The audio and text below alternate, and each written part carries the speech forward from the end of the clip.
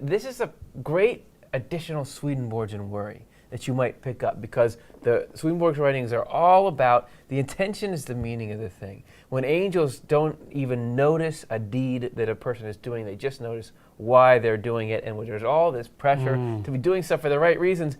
But hey, what if you happen to know that if you do good things, you turn into this beautiful spiritual being, you have happiness and peace all the time? How are you possibly not going to be just doing that to get hooked up big time in the life to come or whatever? So how can we, how can we put Eric's worries to rest? I'd said Erica before because Eric's the Okay.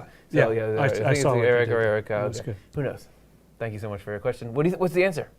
Well, my first thought is that it's really hard to tell, isn't it? Like because we can fool ourselves, we can tell ourselves a story, but well, no, I really did that in order to be this way or that way, because our minds are tricky. We can think of excuses or whatever. Yeah.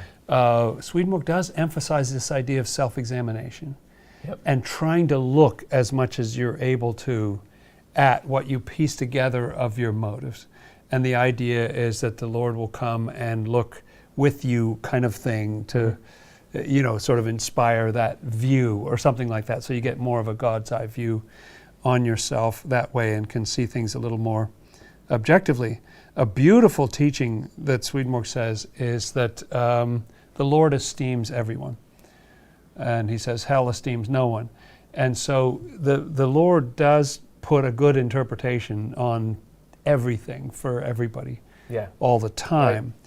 Right. And my last sort of incoherent thought about this is that when it says in the book of Revelation that there was this book that was sealed up with 7 seals and only the Lamb was able to open them, everybody was sort of weeping because nobody could open it.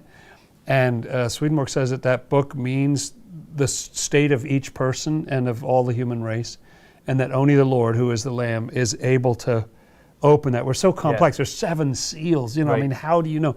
Well, this is what was lying behind that. Oh, but this was behind that. Oh, and that was actually just spirits. Yeah. And this was angels inspiring this. And this is forgivable because of that. Right. So how do we know? I'm drawn to the fact that only the Lord really knows. We actually don't know. But if we're prayerful and if we just keep trying, I think they can only fool us so long. You know what I mean? I think we'll get on the right track. Yeah, awesome. So there we go. Some good initial incoherent thoughts, right? And Karin, what does that spur on you? Well, I think it's important to remember that regeneration is a process that goes on to eternity, and we're really just babies starting out in this world. And so I think it, like with anything you're trying to improve on, you need to get clear about a goal, be able to evaluate how close you are to that goal or how far, but also to have patience that you can't just be perfect at something when you're just starting out. And our lower selves it helps me to think about my lower self as like a child or a pet that,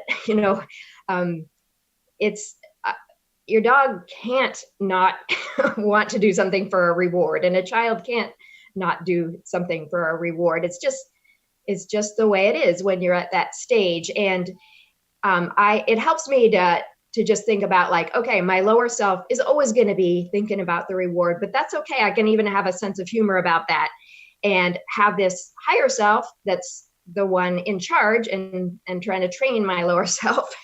And that it's a process, and we can have a sense of humor about where we're at, but just like you wouldn't with a child, to just expect them to be this full-blown mature adult in what you're trying to train them towards. Your lower self just needs time, and the Lord is working on it. And so if we just get clear on the goal, get better and better at seeing where we're wishing for something to get out of it, but that's pretty funny because really that's not what it's all about. I think you just find over time that the Lord is gradually working on that, and that can kind of morph into a feeling of wanting to be a part of the results rather than it being a reward. There can be this beautiful looking forward to wanting to be a part of heaven, basically, that wanting to be a part of that movement. That's different than wanting. It's not bad to want to be a part of heaven. So if you see what I mean, there's a bit of a difference there. So I think a sense of humor and patience, and realizing that it's a long process and the Lord's working on it, and we just have to keep going step by step. Yeah, that's good. The Bible certainly talks in terms of reward. It's kind of, hey, do this, you'll get good things. So that the reward motivation can't be all bad. And I remember this passage where Swedenborg says that some of the best people feel that they're the worst people, and some of the worst people think they're really great, and so like that. We're often wrong about, you know what I mean? And so if you feel like, oh, I'm probably doing it for the wrong reasons, you're probably doing it for the right reasons. There's a Radiohead song that goes, you can try the best you can, the best you can, the best you can is good enough.